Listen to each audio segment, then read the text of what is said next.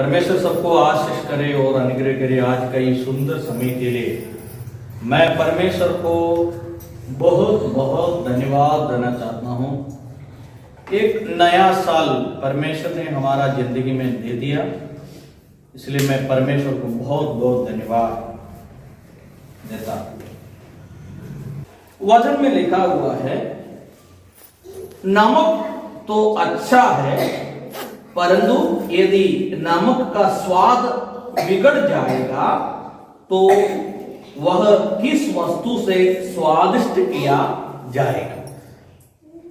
नमक है बेटा, देखो नमक, नमक का मतलब क्या है? नमक खाने वाला। पहले मेरा बचपन में नमक जो पत्थर का जैसे छोटा छोटा पत्थर का जैसे जो मिलता था, लेकिन अभी नमक पाउडर का जैसे जो मिल रहा है, टाटा नमक हम लोग। लेकिन पहले मेरा बचपन में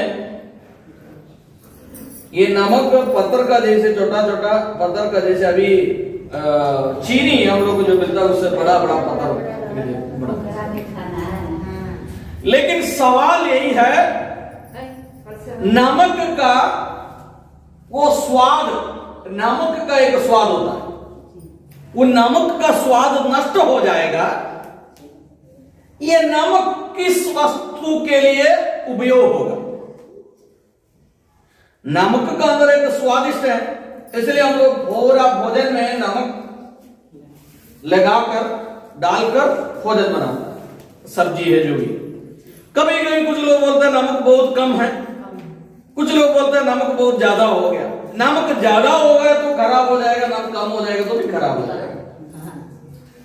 लेकिन सवाल यीशु ने ये सवाल पूछा है, नमक का जो स्वाद है वो नष्ट हो जाएगा, ये नमक का उपयोग क्या है? बताइए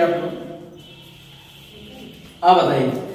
नमक का स्वाद नष्ट हो गया तो इसके लिए इसको क्या उपयोग क्या है बताइए। नीचे लिखा है, वह ना तो भूमि के और ना खाद के लिए काम में आता है।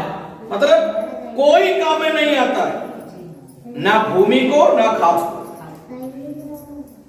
ये केवल क्या कर सकता है? फेंक सकता है। यीशु ने कहा, इसका अर्थ क्या है?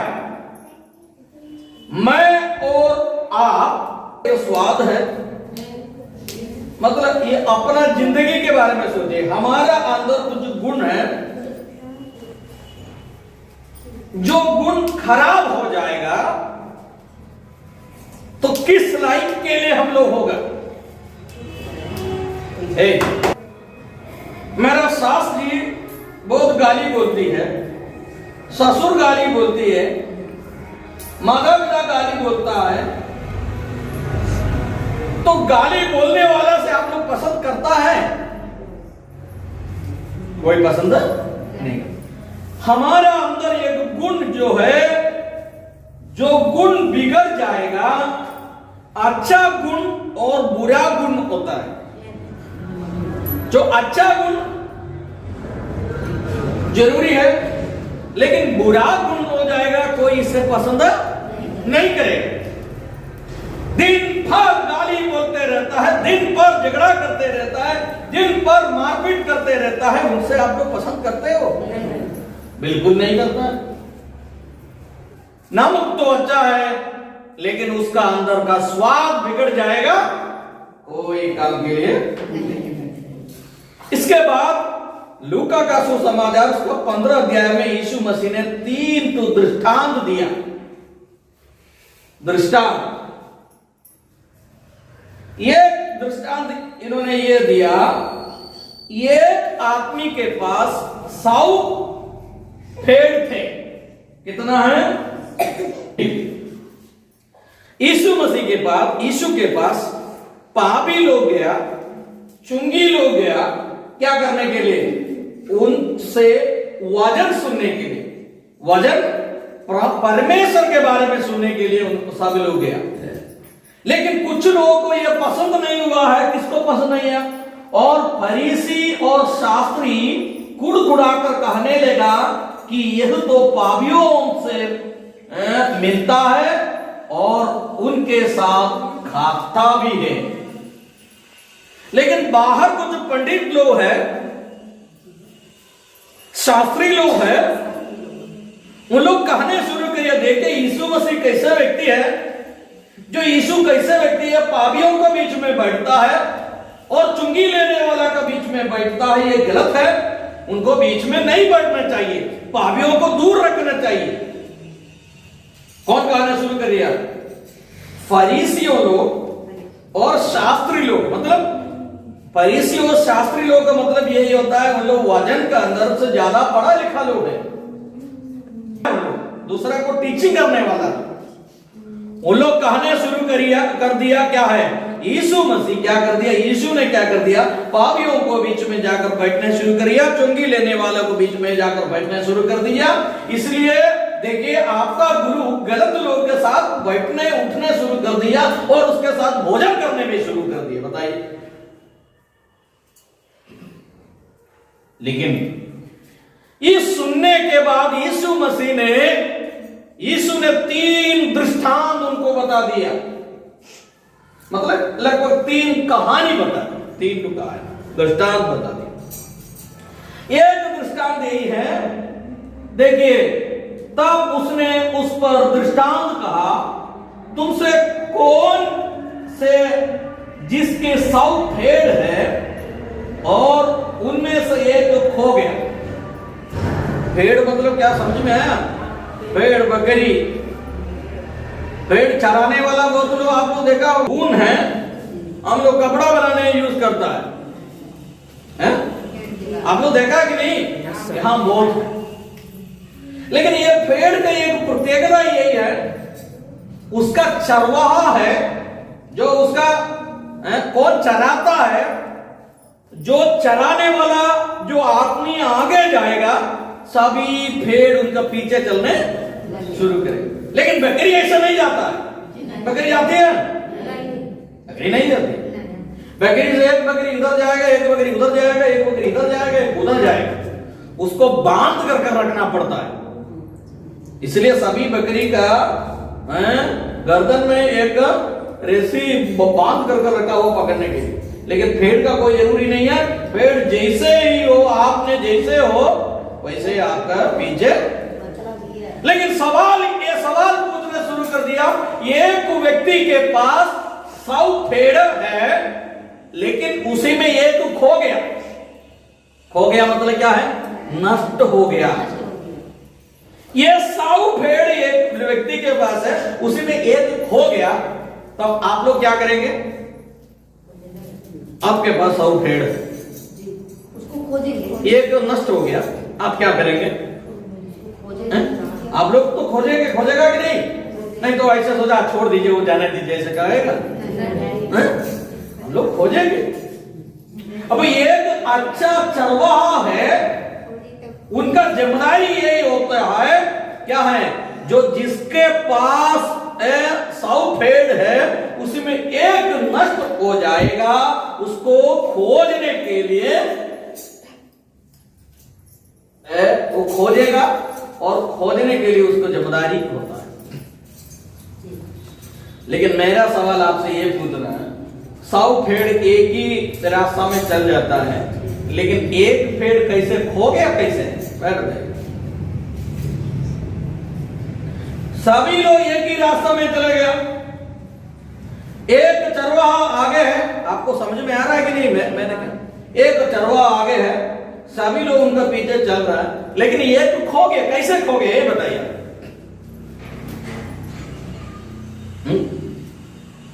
किसी को कोई सवाल? किसी को ये उत्तर है? ये भेड़ कैसे खो गया? मैं बता। 100 भेड़ एक ही रास्ता से चल रहा था, एक जगह पर जाकर उन लोगों ने, जहां हरा पत्ता जो होता है, पौधा होता है, ग्रास होता है, वहां ये चरवाहा वहां क्या करेगा? वहां थोड़ी समय रुकेगा, इसके बाद ये भेड़ों को अनुमति देगा जाकर अपना भोजन करने।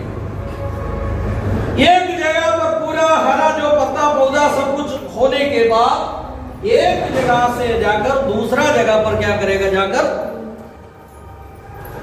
चल जाएगा। तब सवाल ये है, ये जो भेड़ है, जो चरवाहा है, जो चराने वाला है, उनको आदेश को पालन करने वाला नहीं था। जैसे वो चरवाहा चल जाता है, उसका पीछे जाने के लिए उनको मन नहीं था। वो जाने के समय क्या करेगा, सुनिए मेरा प्रश्न सुनिए। वो जाने के समय उसको भूख लगना शुरू कर, मैंने एक कहानी के रूप से बताया, उसको भूख लगना शुरू कर दिया। 99 भेड़ एक ही रास्ता पर चलते जा रहा है। एक का अंदर भूख लगना शुरू कर दिया। उदाहरण बताया, सबका अंदर भूख है, लेकिन एक को ज्यादा महसूस हो गया, मुझे बहुत भूख लग रहा। वो क्या कर दिया, जाने के रास्ते पर थोड़ा सा आगे उन्होंने थोड़ा सा हरा पौधा दिखाई दिया, वो जाकर खा गया। खाने के बाद वापस आ गया। ठीक है, समझ में आया कि नहीं? तो थोड़ा सा आगे चले गया और थोड़ा सा आगे एक हरा पौधा उनको दिखाई देगा, वहां जाकर खाने का आ गया। तब उन्होंने अपना स्वयं सोचना शुरू कर दिया। देखिए 99 लोग भी मालिक का पीछे चल रहा है, लेकिन मैं अकेले व्यक्ति हूं, जाकर भोजन कर आ गया, पेट भर कर आ गया। लेकिन ऐसे ऐसे जाने के रास्ते पर ये भेड़ क्या कर दिया, जाकर खाते वो चरवाहा से दूर हो गया। समझ में आया कि नहीं? वैसे हमारा जिंदगी में यही है, मैं और आप सब प्रभु यीशु मसीह का चेला है और उसका पीछे चलने वाला है, लेकिन हमारा जिंदगी में वो संकट और मुसीबत और परेशानी आने के समय पर मैं प्रभु का दृष्टि से थोड़ा दूर होकर दूसरा काम करना शुरू करता है। ऐसे करते धीरे धीरे हम प्रभु से क्या हो गया है, अलग हो गया, दूर हो गया।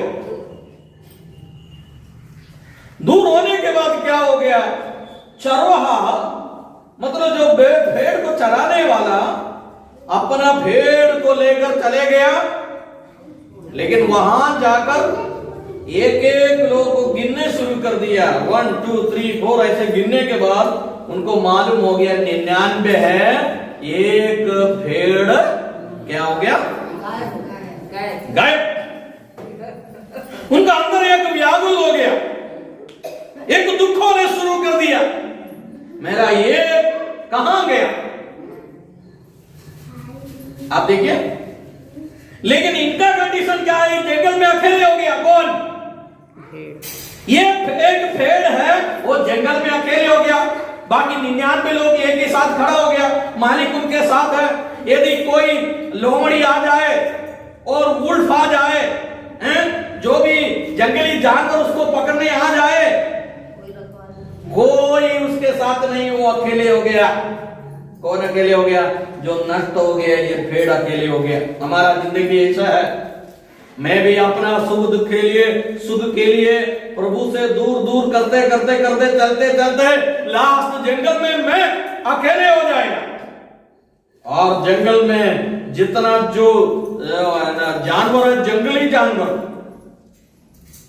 उसका बीच में ये भेड़ अकेले हो गया। सोचिए, खाते पेट भरने के बाद उसका दिमाग खुल गया, देखा तब उनके चारों तरफ कोई नहीं है, उसका मालिक भी नहीं है और उसका साथी वो नहीं है, सब लोग उनको छोड़कर क्या हो गया, स्वार्थ लोग का जिंदगी में ये हो जाएगा। आप अपने से सोचे, सास को मत दीजिए भोजन, हम अकेले खाएंगे। सास भी ये सोचे कि मैं अपना इसको न मत नहीं देंगे, मैं अकेले खाएंगे। मैं उसको जमीन का मेरा हम लोग 4 भाई है, 3 भाई है, 2 भाई है, कोई भी हो, अपना पिता का संपत्ति हम लोग इक्वल नहीं बांटेंगे। मैं ज्यादा खाऊं, मैं उसको कम दूं। सोचेगा लास्ट में आप क्या हो जाएगा, फंस जाएगा जिंदगी में, आप अकेले हो जाएगा। आपका अंतिम समय पर कोई आपके घर तक नहीं आएगा। कारण क्या है? आप स्वार्थी हैं। जो स्वार्थी लोग का जिंदगी में नाश हो जाता है। भाई ये सब कुछ परमेश्वर ने दिया है, ये जमीन और आसमान सब कुछ परमेश्वर ने सृष्टि कर दिया है। किसके लिए? हमारे लिए सृष्टि कर दिया। मेरा मालिक है, वो राजाओं का राजा है और करोड़ों करोड़ों का संपत्ति वाला, ये सब कुछ उनके है। देखिए तब ये क्या हो गया, ये जंगल में जाकर ये भेड़ अकेले हो गया, बिल्कुल अकेले हो गया। अकेले होने के बाद जिंदगी में डर आ गया। जिंदगी में डर आने के बाद उन्होंने सोचा अभी तक मेरा क्या हो जाएगा, जिंदगी खत्म हो जाएगी। इसलिए मैं ये कहानी से ये बता दूं, यीशु ने कहा आप 99 भेड़ों को छोड़कर उनको एक ही साथ खड़ा कर कर, जो इसका जो मालिक है, जो चरवाहा है, वो जंगल में जो अकेले हो गए, वो भेड़ को खोजने के लिए वो आ गया। बताइए तब इसके बाद क्या लिखा है? इसके बाद जो लिखा हो, मैं तुमसे कहता हूं कि इस रीति से एक मन फिराने वाले पापियों के विषय पर स्वर्ग में इतना ही आनंद होगा जितना ही, देखिए तो यीशु ने कहा जैसे जो भेड़ का जो दृष्टांत मैंने कहा है, वैसे आदमी को भी जिंदगी वैसे है। वो परमेश्वर को दूर दूर होकर उन्होंने अलग कर दिया। लेकिन मैं परमेश्वर हूं, मैं सृष्टि करता हूं, लेकिन इसलिए मैं आपको खोज कर क्या करेंगे। उसके बाद जो कहने शुरू कर दिया, जो खो गया वस्तु, जो खो गया जानवर, जो खो गया पुत्र को वापस जो मिल जाएगा, कितना खुशी और आनंद उन लोग क्या करेगा, मनाएंगे। आपका भी कोई वस्तु नुकसान हो जाएगा, नष्ट हो गया, वापस मिलेगा तो आपने क्या कहा है, पास्टर जी मेरा जो पेट्स खो गया था कल, लेकिन मुझे मिल गया, खुशी मनाएंगे। 2 दिन पहले केरल का एक न्यूज आया था, एक बच्चों को अस्पताल से कोई चोरी कर दिया। जो चोरी करने के लिए जो आया, नेस का कपड़ा पहनकर आ गया, वो बच्चों को चोरी कर ले गया। लेकिन जल्दी खबर पहुंच गया, तुरंत पुलिस पकड़ लिया, जल्दी से वो बच्चों को वापस लेकर आ गया है। वापस लेकर आने के बाद आप बताइए वो बच्चा का मादा और पिता का कितना खुशी हो गया, हमारा बच्चा वापस मिल गया। उन्होंने बहुत खुशी मनाना शुरू कर दिया, पुलिस वाला को धन्यवाद कहा, जितना लोग उसका पीछे काम किया उनको पैर में गिरा कर प्रणाम कर दिया। मतलब जो खो गया, जो नष्ट हो गया, वो वापस मिल जाएगा। जिंदगी में कितना खुशी होता है। इसलिए एक आज कहानी क्या है, एक व्यक्ति के पास 100 भेड़ थे, लेकिन एक खो गया। जो खो गया कैसे खो गया, उनका गलती से खो गया।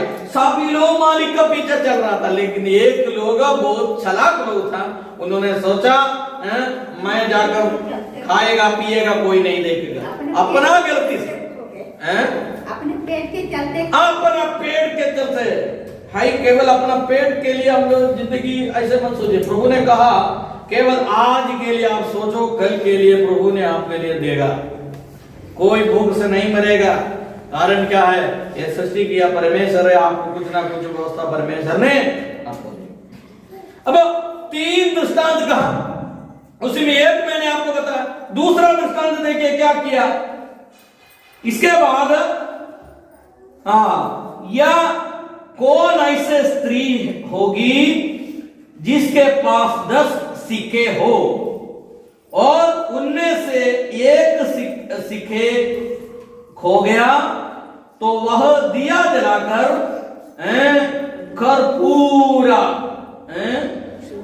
पूरा दिया जलाकर खरपूरा खोजेगा। सपोज आंटी जी के पास 10 सिक्का। और ये पहले सिक्का का बहुत कीमत था, अभी सिक्का किसी को नहीं चाहिए। लेकिन ऐसे सोचिए 100 रुपया था, मतलब 1000 रुपया। 1000 रुपया आंटी जी ने 100 रुपया का नोट 10 नोट रखा, 10 नोट। वो 100 रुपया कहां खो गया? उन्होंने बताया चावल भी घर में नहीं था। मतलब 100 रुपए का कुछ चावल तो मिलेगा कि नहीं? 100 रुपया का कीमत है कि नहीं? बोलिए आप, 100 रुपये का कीमत है कि नहीं? अब 100 रुपया खो गया, तब क्या किया ये औरत ने, ये स्त्री ने क्या किया? रात पूरा दिया जलाकर अपना घर पूरा खोदना शुरू कर दिया। मेरा ये सिक्का कहां गया, सिक्के कहां गया?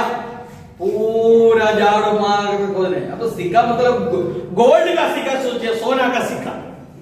पहले सोना का चांदी का सिक्का चल रहा था, याद है कि नहीं? हाँ, आप लोग कैसे भी कहानी में सुना होगा सोना का चांदी का सिक्का। लेकिन एक सोना का सिक्का चला गया, उदाहरण बता। रात पूरा खोजेगा, कैसे झाड़ू मारेगा, उधर साफ करेगा, इधर साफ करेगा, कमरा साफ करेगा। जिस बॉक्सा आपने खुला नहीं है वो भी खोलकर देखेगा, देखेगा कि नहीं? बाहर देखेगा, अंदर देखेगा, बाथरूम में देखेगा, शर्ट का पॉकेट में देखेगा, कहां गया है? लेकिन खोदते खोदते खोदते रात दिन पूरा खोदना शुरू करे, अपना दिया जलाकर खोदना शुरू करे। पड़ोसी लोग आ गया, पड़ोसी लोग आकर स्त्री से पूछने क्या हुआ? तो पड़ोसी और स्त्री ने कहा मेरा पास पैसा था वो खो गया, मालूम नहीं है कहां। ठीक है चलो हम भी खोदने शुरू कर देंगे। सभी लोग मिलकर पूरा झाड़ू मारकर पहुंचे, सभी चटाई भी उठाकर कर देख लिया, सभी जगह पर देखने के बाद तो लास्ट इतना मेहनत करने के बाद, इतना झाड़ू मारने के बाद, इतना साफ सफाई करने के बाद लास्ट उसका सिक्का मिल गया। मिलने के बाद कितना खुशी होगा सब लोग को। हाँ, मेरा जो खो गया वस्तु मिल गया, जो मेरा नुकसान हो गया वस्तु मिल गया। कुछ दिन पहले हम लोग केरला के जो गवर्नर आया था एक जगह पर बनारस में, हम लोग भी वहां गए। जाने के बाद यहां से खबर आ गया हमारा पास एक छोटी एक कुत्ता, आप लोग जो देखा सफेद कलर का जो छोटा वाला कुत्ता वो खो गया। ये गेट खोलकर भाग गया। कहां भाग गया? हम लोग परिवार पूरा बनारस गया, इसका कारण से कुत्ता भाग गया। और बाबा जी यहां से जाकर पूरा मार्केट खोजा, पूरा मार्केट खोजा, और बच्चा लोग भी जाकर इधर उधर सभी जगह पर खोदना शुरू कर दिया। तब खबर मिल गया ये कुत्ता खो गया और कोई उसको उठाकर ले गया। मुझे बहुत दुख आ गया, अपना बच्चों को बहुत दुख आ गया, मैडम को भी बहुत दुख आ गया। सभी लोग दुख में गाड़ी में बैठकर वहां से आ गया। वहां से यहां तक किसी से बात नहीं किया, बातचीत किसी से नहीं किया। लास्ट मुझे इतना गुस्सा आना शुरू कर दिया, मैंने उनको फोन करके इतना डांटा, आप लोग कोई इसको सही से नहीं देखा, ऐसे किया, बहुत दुख हो गया। लेकिन हम लोग यहाँ आ गया, हम लोग अपना कमरा बंद कर गया, लेकिन हम लोग जाकर कमरा खोला, तुरंत ये किरण अंदर गया, तब ये कुत्ता कूद करके उसका गंदा पर क्या कर दिया, आकर बैठना शुरू कर दिया। ये कहां भी नहीं गया था। लेकिन इसको मिलने के बाद हम लोग को बहुत खुशी आ गई। आंटी जी क्या कर दिया है, जो आंटी जी है निर्मला जी पास्टर जी को फोन कर कहा कुत्ता यहां से हो गया, आप लोग प्रार्थना करिए। 4-5 पास्टर लोगों को फोन कर कहा कुत्ता यहां से, ये छोटी वाले कुत्ता है वो काम खो गया, आप लोग प्रार्थना करिए। लास्ट जो मिले, अब मिलने के बाद कितना खुशी आनंद हो गया। तब ये कुत्ता का जो वापस मिले कितना खुशी होगा। तो आप बताइए, एक आदमी खो गया उसको मिलने में कितना खुशी आनंद होता है। इसलिए वजन ये कहता है, ये जो जो नष्ट हो गया वस्तु वापस मिलने के बाद कितना खुशी और आनंद मेरा घर में होगा। सब पड़ोसियों को बुलाकर कहेगा, देखिए मेरा जो खो गया था उसको वापस मिल गया, आप लोग आइए, भोजन बनाइए, खाइए, खुशी मनाइए। यीशु मसीह का जन्मोत्सव हम लोग मनाने का कारण क्या है? यीशु मसीह हमारे लिए क्या कर दिया? पृथ्वी पर जन्म हो गया। ये खुशी की बड़ी बात है, इसलिए खाना बनाएगा, भोजन बनाएगा, केक काटेगा, सब लोग नाचेगा, गाएगा। आप लोग कितना नाचा उसी दिन मैंने देखा, लेकिन बहुत नाचेगा। अब दो दृष्टांत मैंने बताया। एक क्या बताइए? एक बताइए, एक आदमी के पास 100 भेड़, बताइए आप लोग बताइए। एक आदमी के पास कितना भेड़ थे? उसमें कितना खो गया था? एक खो गया, उसको मिल गया। इसके बाद एक स्त्री के पास 10 सिक्के थे, 10 सिक्के थे, उसी में एक सिक्का का क्या हो गया? उसके बाद उन्होंने क्या किया? पूरा अपना रूम वगैरह खोल कर देखा, जितना बॉक्सा उन्होंने नहीं खुला सब खोल कर देखा, उधर झाड़ू मार दिया, अगले रात में दिया जलाकर पूरा जगह खोज दिया, पड़ोसी को बुलाया, उन लोग भी सुनने के बाद हुआ। जो मिलने के बाद यीशु ने क्या किया? इस रीति से एक मन फिराने वाले पापियों को विषय में परमेश्वर के स्वर्गदूतों को कितना आनंद होगा। जो खो गया आदमी, उसको मिलने पर कितना खुशी, कितना आनंद। और तीसरा मैंने बताया, तीसरा यही है, एक आदमी के पास 2 पुत्र थे। एक आदमी को कितना पुत्र है? सबसे पहले मैंने 100 था, 100 भेड़ है, इसके बाद 10 सिक्के है, इसके बाद 2 पर आ गया। एक आदमी के पास 2 बेटा। अब पिताजी बहुत पैसा वाला आदमी है, संपत्ति उनके पास कई है, लेकिन क्या हुआ? 2 बेटा। उसी में एक बेटा ने कहा, पिताजी मैं कितना साल आपको सेवा करूं? मेरा जो संपत्ति है मुझको आप देने चाहते हो, वो संपत्ति मुझे दे दीजिए। कौन कहा? एक बेटा कहा, आप मुझे मेरे लिए जो संपत्ति आपने जो रखा है, मेरा भाग मुझे दे दीजिए। तो पिताजी सोचा ठीक है, मैं उनका अपना संपत्ति से, उसका 2 भाई है, दोनों को डिवाइड करना है। 10 बीघा खेत है तो 5 बीघा बड़ा वाला को देना है, 5 बीघा छोटा को भी देना है। और पिताजी क्या कर दिया? अपना संपत्ति बंटवारा कर जो छोटा जो लड़का है उनको जो चाहिए उनको दे दिया। समझ में आया कि नहीं? लेकिन ये लड़का क्या कर दिया? अपना संपत्ति लेकर दूसरा जगह पर चले गया, दूसरा गांव पर चले गया। जब पॉकेट में पूरा पैसा रहेगा तो आपको कई दोस्त मिल जाएगा, दोस्त मिल जाएगा, मादा मिल जाएगा, पिता मिल जाएगा, जो भी चाहिए वही मिल जाएगा। समझ में है कि नहीं? तो बहुत दोस्त हैं। जब पैसा खत्म हो जाएगा तो कोई दोस्त आपके साथ नहीं रहेगा। लेकिन इसी में देखिए, इसके बाद जो लिखा है,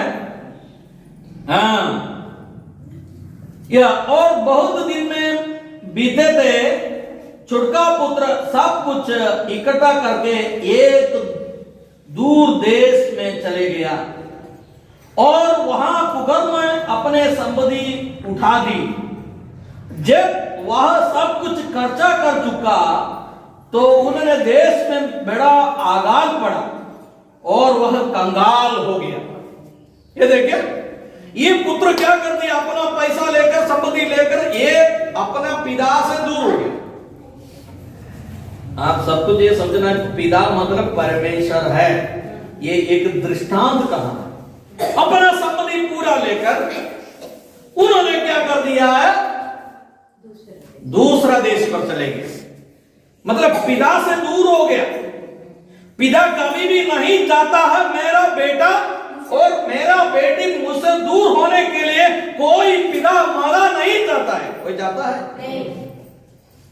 लेकिन अपना बेटा और बेटी ये सोचता है हम कितना साल पिता के साथ घर में रहूंगा और उसका अधीन में रहूंगा, मुझे मेरा पैसा जो बाकी है वो दे दीजिए, मैं यहां से चल जाएंगे दूसरा जगह, मैं अपना मन से रहूंगा। पिता पूरा पैसा दे दिया, अपना संपत्ति दे दिया, उन्होंने पैसा लेकर दूसरा देश में गया, वहां जाकर दोस्ती लोग के साथ क्या कर दिया, दोस्ती बना गया और सब कुछ पैसा बर्बाद कर दिया, सब कुछ नाश कर दिया। कंगाल। हाँ, कंगाल हो गया, एकदम कंगाल हो गया। पैसा सब कुछ नष्ट कर दिया, पैसा सब कुछ नाश कर दिया। नाश करने के बाद क्या हो गया, और वो देश में बहुत अकाल पड़ने शुरू कर दिया और वह उस देश में निवासियों से एक से वहां उसे उन्हें अपना खेत में सुअर चराने के लिए भेज दिया। देखिए, लास्ट संपत्ति पूरा खत्म हो गया, अपना पिता से दूर हो गया। लास्ट में उन्होंने एक लोग के पास जाकर कहा मुझे कोई काम दे दीजिए, कम से कम मेरा पेट भरने के लिए, भोजन तो करना चाहिए ना। तब उन्होंने क्या कर दिया, ठीक है तुम एक काम कर दो, खेत में सुअर, मेरा बहुत सुअर खेत में है, वो सुअर को चराने के लिए तुम चल जाओ। पहले देखिए अपना पिता के जो साथ जो रहता था, तब ये स्वयं मालिक था। उनका घर में कई लोग सेवा करता है, काम करता है, नौकर लोग है, नौकरानी लोग है, खेत में काम करने वाला लोग है, कई लोग है, बहुत बड़ा संपत्ति लोग है। लेकिन अभी क्या हो गया, ये व्यक्ति सबसे लास्ट सुअर को चराने के लिए चले गए।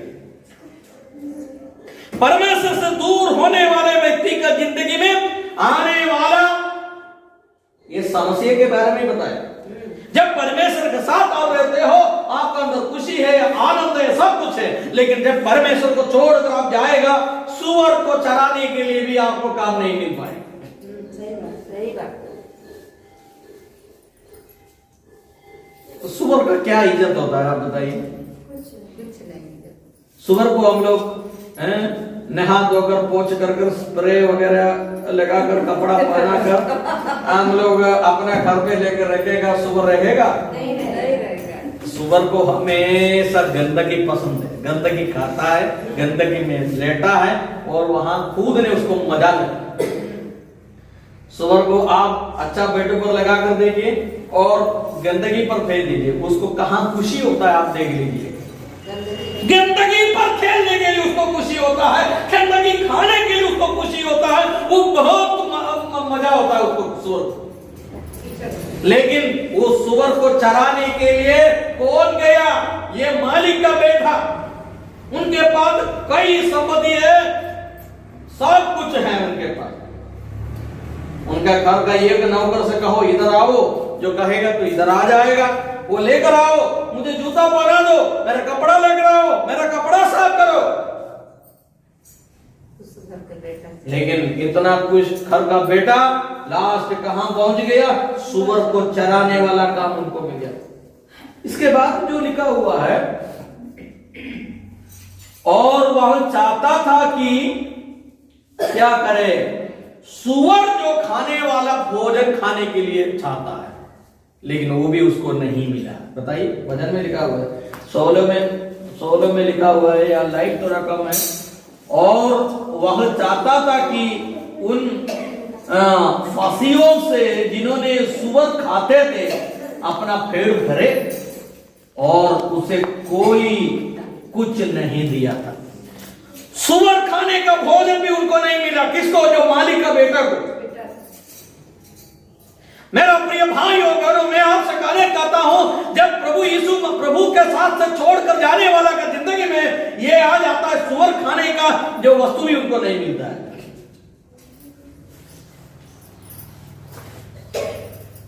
वो चाहता है जो सुअर जो खाता है वो देकर वो कहां भूख में है, उन्होंने सोचा जो सुअर का जो भोजन भी मुझे मिले उसको भी करें।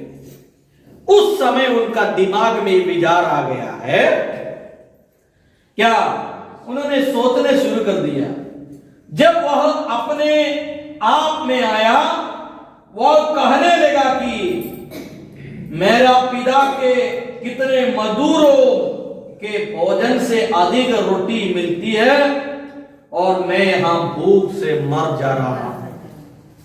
मेरा घर में जितना मजदूर लोग है उन लोग भोजन करते करते भोजन बाकी रहता है, लेकिन मैं उनका बेटा हूं, मुझे खाने के लिए कुछ नहीं है। उसके बाद अपना विचार आ गया, मैं अब उठकर अपना पिता के पास जाऊंगा और उसे कहूंगा कि पिताजी मैं स्वर्ग के विरोध और तेरी दृष्टि से पाप किया। उनका अंदर यह विचार आ गया, मैं कितना दिन ऐसे भूख से मरेंगे, मैं कितना दिन ऐसे रहेंगे, मैं एक काम करूंगा, मैं अपना घर लौट जाएंगे, इसके बाद पिताजी से क्षमा मांगूंगा, इसके बाद उनसे कहेंगे पिताजी मैं स्वर्ग के विरुद्ध और आपके विरुद्ध मैंने पाप किया और इसलिए अभी आप मुझे पुत्र के रूप से मत रखिए, एक मजदूर का रूप से मुझे रखिए। बताइए वो इस कारण में आ गई ना। बताइए, उन्होंने कहना शुरू कर दिया, आप पुत्र का अधिकार मुझे मत दीजिए, मैं आपका संपत्ति नाश कर दिया, मैं आपका संपत्ति नष्ट कर दिया, मैं सब कुछ बर्बाद कर दिया, मेरा पुत्र कहने का योग्य मैं नहीं हूं। आज से मैं आपका पुत्र बोलने का योग्य नहीं है, लेकिन आपका एक मजदूर का जैसे मुझे रख दीजिए। देखिए कहानी कहां तक पहुंची है, कितना परमेश्वर से दूर होने वाला व्यक्ति का जिंदगी में आने वाला अपना संपत्ति पूरा खर्च कर नाश कर जिंदगी पूरा बर्बाद कर अपना सुअर खाने वाला चीज भी खाने के लिए उन्होंने सोचा, वो भी उनको नहीं मिला। तब उनका जिंदगी में उन्होंने सोचा अपना पिता के पास वापस चल जाएंगे, पिता से ये कहूंगा मैं स्वर्ग और आपको विरुद्ध मैंने पाप किया और आज से आपका पुत्र कहलाने के मुझे योग्य नहीं है, इसलिए आप एक मजदूर का जैसे मुझे रख दीजिए।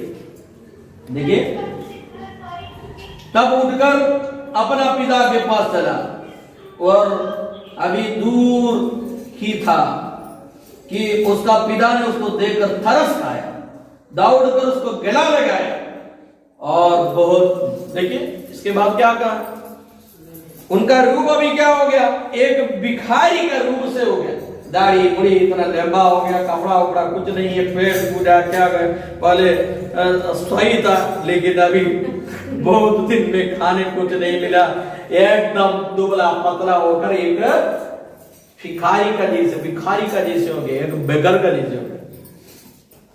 लेकिन अपना घर ये लौट गया, तब उसका पिताजी दूर से उनको देखा, देखने के बाद जल्दी आकर उसको गला लगाया। ये लड़का रोने शुरू कर दिया, पिताजी मैं आपको और स्वर्ग के विरुद्ध पाप किया, आपका पुत्र कहने का योग्य मैं नहीं हूं, इसलिए आप मुझे एक मजदूर का जैसे रखिए। लेकिन पिता कितना अच्छा, ये पिता कौन है, हमारा स्वर्गीय पिता परमेश्वर है। उन्होंने जल्दी उनको कहा है, उसको पिताजी उन्होंने क्या किया, परंतु पिता ने अपने दासों को कहा छठ और अच्छा से अच्छा वस्त्र निकाल कर उसे पहनाओ और उसे हाथ में अंगूठी और पांव में जूता पहना दो। पिताजी तुरंत उनसे कहने शुरू किया, दासों को बुलाकर कहा जो मेरा बेटा खो गया था वो वापस आ गया, उनको जल्दी से जल्दी अच्छा से अच्छा वस्त्र पहनाओ, उसको नहा दो, उसका दाढ़ी मुड़ी निकाल दो, वजन में नहीं लिखा रुपये में, दाढ़ी मुड़ी पूरा कट कर उसका अच्छा कपड़ा पहनाओ और अधिकार का जो अंगूठा उसको लगाओ। एक अधिकार का अंगूठा होता है, शादी करने के बाद ये अधिकार का अंगूठा मिलता है और राजा का अंगूठा अलग होता है। एक अधिकार का चिन्ह जो अंगूठा उनको पहना दो, अच्छा जूता उसको पहनाओ, इसके बाद भोजन बनाओ, अच्छा भोजन बनाओ, सबको बुलाओ, अड़ोसी पड़ोसी सभी लोग को बुलाओ, क्योंकि मेरा बेटा है सबको बुलाओ, अपना विलेज में जितना लोग है सबको खबर दे दो मेरा बेटा वापस आ गया, इसलिए सभी लोग आओ, भोजन बनाओ, खाओ, खुशी मनाओ। पिता के साथ बेटा का कहले, बेटा के साथ पिता का। हाँ बताइए, वचन में ये लिखा हुआ है, ये दृष्टांत आपके लिए दिया, जो परमेश्वर से दूर होने वाला व्यक्ति को एक व्यक्ति मन फिराएगा, स्वर्ग में कितना खुशी होगी। तो ये कहने का कारण ये है, यीशु मसीह, यीशु ने अपने चेलों के मतलब लोगों के बीच में परमेश्वर का राज्य के बारे में प्रचार करने शुरू कर दिया। फरीसियों ने और शास्त्री लोगों ने कहने शुरू कर दिया, ये पापियों को बीच में बैठकर भोजन करता है और पापियों को संबंध रखा है और पापियों के बीच में बैठता है। तब यीशु ने ये दृष्टांत उनके कहा, पापियों को परमेश्वर का जरूरी है, अपना पाप छोड़कर वापस आए।